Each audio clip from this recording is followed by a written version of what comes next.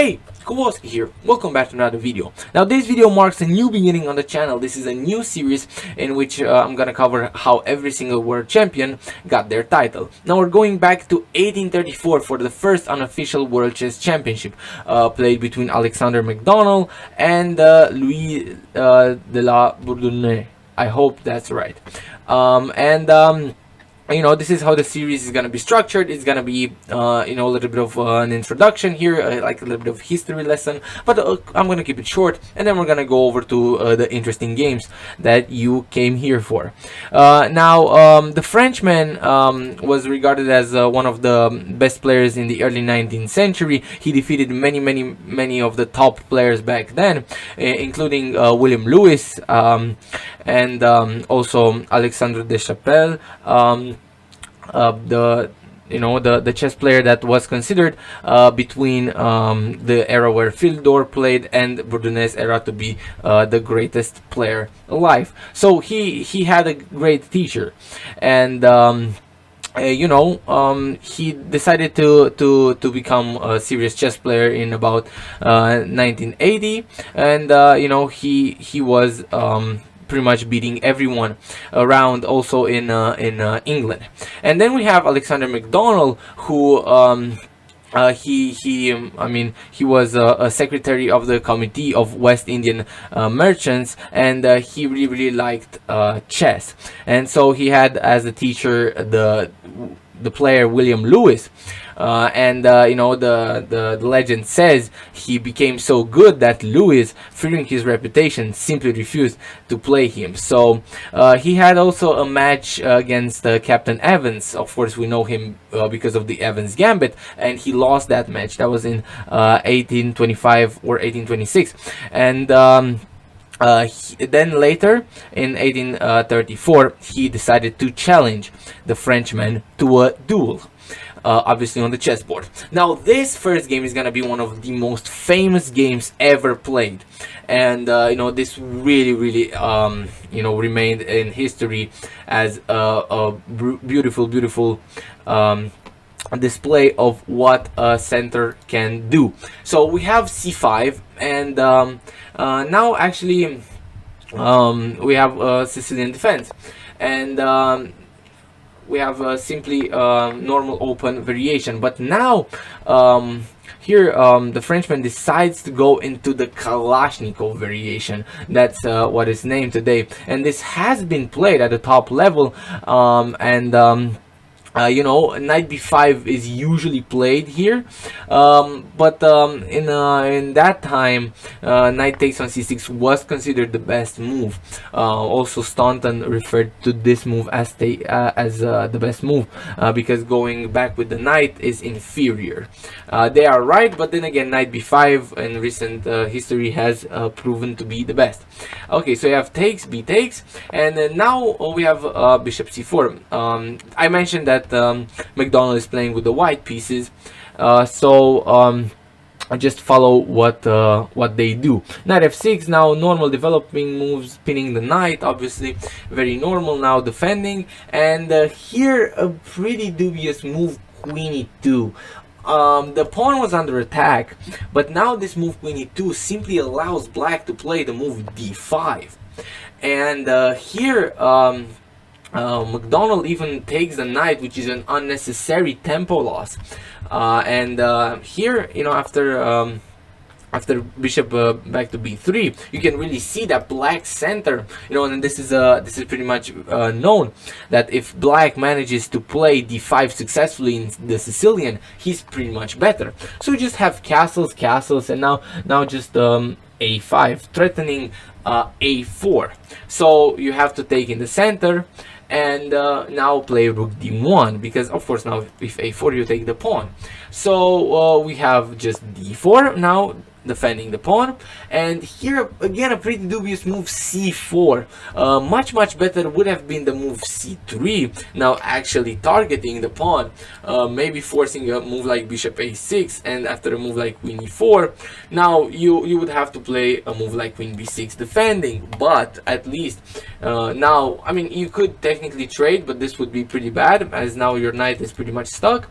Or here you can just go knight d2 right away, as you don't really care about this damaging of the structure, because you're gonna be fine eventually. But instead, McDonnell played c4, and now obviously you don't want to take, you lose your queen, but you don't even have to take. Simply, we have queen b6, and now white didn't pose any threats. Bishop c2, now you don't want to take the pawn, obviously, because now after this sequence you're losing. And here we have bishop b7. Now after knight d2, yes, you could take the pawn, but now this allows a lot of counterplay after the move queen d3. And for example, if e4, knight e4, bishop e4, queen e4, this leads to a very equal position. So of course the Frenchman did not opt to go for that. He went for rook e8, pretty much a very important move, because you're gonna need this f rook in the future, and he saw that. With that's why this move is so amazing, to push the f pawn. So we have the move knight e4, and now bishop back to d8, just going back all the way with the bishop, and now the threat is f5. So we have c5 now, queen c6, and now f3, making space kind of for the knight. So we have sorry, not f5, but bishop e7 first, attacking the pawn, and now rook a to c1. Now again, you don't really want to take the pawn, because now after this sequence you lose the queen again. So here you want to play f5 first, but now queen c4 check, and after the move king h8, now we have bishop a4, and this is kind of like the crucial mistake, because this move allows the queen to transfer over to h6,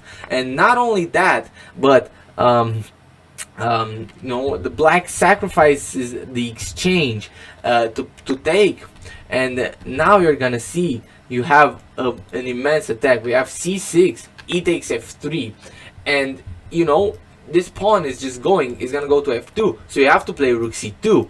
But now we have queen e3, and this move allows white to get a drawing position after the move rook f2, but only after this move, because after bishop a8, now you can have the move bishop d7 threatening to push.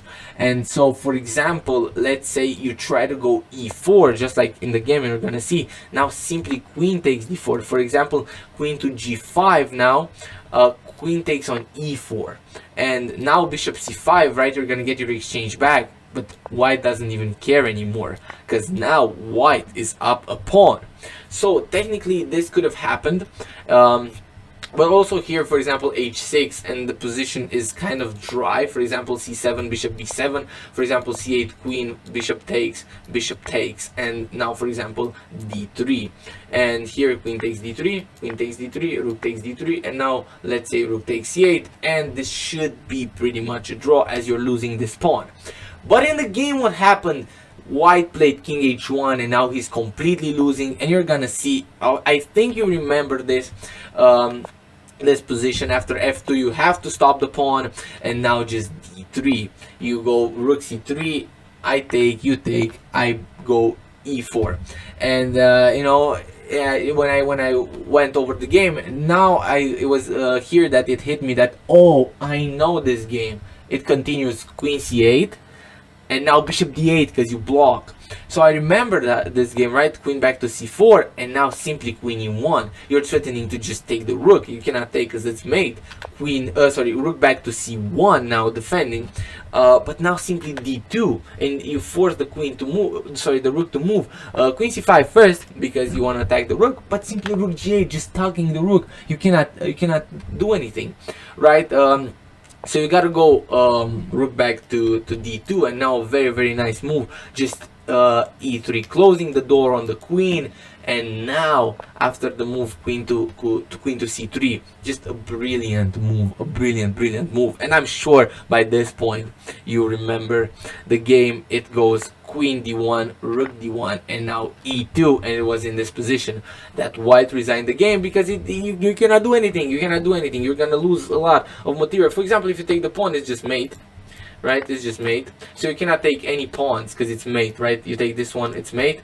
If you play a move like h4, it doesn't make sense because I just take, make a queen, and then I make another queen, and good luck being down 16 points of material and saving the game. So, you know, that was just an amazing game. I mean, this position is also on the thumbnail. I mean, you rarely get to see this type of games, because this is also from the romantic chess era, where you know, a lot of great games have been created in this period.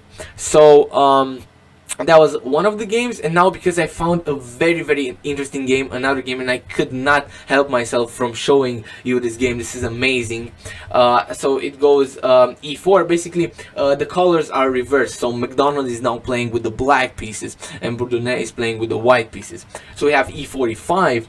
As you can see, the opening changed to a bishop's opening. So now we have queen e2. Again, a pretty dubious move, but you're gonna see in a second what again, a pretty dubious setup, but you're gonna get in a second to the plan, the idea. So c3, and now knight e7. This is kind of a loss of a tempo, but now f4. And here, really, I mean, if you're gonna go knight e7, right, we're basically playing d5, because you're gonna have 3 pieces that defend that square against 2. So, you know, why not go d5?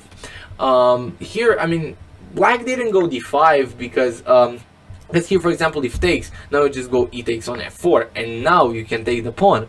So that's what and after d4 you can just go here, even castles, which is more fascinating, because if takes, now you have knight e takes on d5, and just the threats are too much for white. So that's, you know, that's a pretty big question. d5 has been suggested by other players, of course. Yeah, even Garry Kasparov analyzed all of these games in a book of My Great Predecessors. They played 85 games, these two gentlemen right here. But here, McDonnell decides to take and now allow white to just get a massive center, and you know, bishop takes on f4 basically activates the pieces. And you know, although, you know, I would say white's position is even loose, there's definitely a lot of attacking opportunity, and that's simply how they played back then. You just played for the attack, and you know, just to smash your opponent. Now again, d5 is very important, because for example, d5, e5, you're still doing better, because after this exchange you don't take, because then it would be equal, but simply just, for example, bishop g4. If knight f3, now you can even go knight h5, and now you attack the bishop, and you attack both bishops. For example, that's just an example. So we have d6, but now this allows white to just consolidate, and after, you know, he tucks both of his bishops back in, he's actually doing okay. Here again, d5 to just open up the center. For example, d5, if center is kept close, then now a very nice move, knight takes on e5. For example, d takes on e5, now you go rook takes on e5, and the bishop is pinned, and there's not really a way to defend the bishop besides knight f1. And now after knight f1, you're down like a piece for 2 pawns, but you don't care, because you have knight f5 to go here. And for example, okay, I'm gonna continue with this line. Just long castles. Now you go knight g3, and here after knight takes g3, you go rook takes c3, and here actually you're gonna go into a Greek gift variation. Bishop takes on h7, king takes, queen h5, king back to g8, and now knight f3, preparing knight g5. But you're not gonna allow that, you're just gonna go g6, and black is winning. Of course, black didn't see this whole sequence. He played queen e7, now just adding more pressure to the pawn, but now simply long castles, and this pawn is pretty off limits, as you don't really want to take this, because now you just, I mean, you get taken, and you cannot take back, because the knight just defends, so that doesn't make sense. So you have c5 trying to break on the queen side. Now obviously good plan. cd4, cd4, and now you can see a5, and black is starting his own attack, but white attacks too. Knight g2 f3, bishop d7, g4. And here, if black had continued a4, this would have been a very okay game, but instead black went h6, and this move allows g5. And here, you know, you're forced to move the knight, because if you take, you go bishop takes, and a similar position is gonna arise in the game, so I won't go too in depth right now. But g5 here would have granted white a huge advantage. Instead he played rook g1, but now a4, and g5 is still allowed by black. He didn't really see the problem with this, but the thing is, now actually black has got his pawn to a3, so he's better than in the previous variation, but he's still worse in the game. So here now d5 is pretty much mandatory, and probably black was scared of e5 now, but what he missed, I think it was queen b4. And here the thing is, you cannot take, because the pawn is pinned, and if bishop f6 for example, you can simply go queen c3 and threaten mate. And after a move like knight f1, the only move that defends mate without losing material, now you have bishop d4, and now you're threatening queen a1. And now here, let's say knight takes, now simply queen takes, and you're still attacking the bishop, and you're still having a lot of mate threats. For example, if you try to save the bishop, you cannot really save the bishop, because if you try to save the bishop, now rook takes on e5, so you cannot do that. So let's say knight h2, now you just take the bishop, and the position is equal, apparently, according to Stockfish. But after the move b3, black played bishop c6, and now white has a huge advantage after the move h4. But he plays rook g4. Now, okay, you cannot take the rook. Obviously, the knight is pinned. But what you can do in this position is play rook to a5. But here, black plays bishop a5, and now h4. But h4 does not have the same sting as before, because now after the trade, the rook a5, here you don't want to play h5. After h5, the game is pretty much lost due to a beautiful exchange sacrifice. Here instead you had to be patient, play the move queen f3, preparing this whole operation here, because now if the same rook sack happens, now you have, for example, bishop e4, knight e4, knight e4, bishop e4, queen e4 check, queen e4, rook e4. You're simply up on exchange, and you're having h5, h6. You're just better. If the whole exchange happens, and if not, if for example if d5 is played, now simply e5, and the knight is lost now, as the queen is not pinned anymore. So instead we have h5, but now rook takes is just completely crushing, and McDonnell finds it, and he's able to go knight f4, queen f3, knight takes, d5, and now just knight takes. You don't really want to go knight takes, as you're gonna lose the rook, and you want to go rook g1, and now check, and you're gonna see a very beautiful sequence that McDonnell actually messed up. So here he played bishop g6, which loses the game, and also Staunton said in a commentary of the game that here he should have lost the game, because just rook h7, and it's over, because now king g8, it doesn't work that way, because h takes on g6 is different now. The same idea doesn't work anymore, because now you can just go for example takes, oh no, it works, the same idea works, but here you can just go knight b1. So the same idea works as in the game. You're gonna see h takes on g6 was played, and now queen e1 check. So it's basically almost the same position. I got it mixed up a little bit. I thought that just giving the check first should have been winning, but this is also winning after the move knight b1. Why this is essential is because, for example, after the trade, you don't take the queen, but you go rook h7 check. So the check is very important. The check is very important to give, because you need that extra tempo. Because, for example, if you don't give the check, right here apparently is just, you're just getting mated. So it's important to keep your rook here. Okay, and also have g takes on f7 with check. But in the game, the Frenchman played rook takes on e1, and now he's lost because knight to c2 is unstoppable. He tried the sequence of moves, and now there are two kind of official variations. One is that he made a knight, and he, this is how the game ended. And the second one, more spectacular, is he made a queen, and then this is how it ended. So you're up 5 points of material, but it doesn't matter, you're just getting mated. So he was just simply one move away from just winning. Here, just played knight b1. I don't know what he was scared of, because I mean, I guess maybe this that he could have been scared of, but then just here this, and you're just getting mated. I mean, you're just getting mated. It's not really hard to calculate. Maybe he just, he just didn't see that. So I mean, that's how I showed one game that was won by the Irishman, one game that was won by the Frenchman. But anyway, the Frenchman, as I said, was the winner. From 85 games, he won 45. They drew 13, and McDonnell won 27 games. But we can all agree that Bourdonnais was the first the champion. Now, this was the video. I hope you guys enjoyed it. I'll see you all in the next one. Kowlasky out.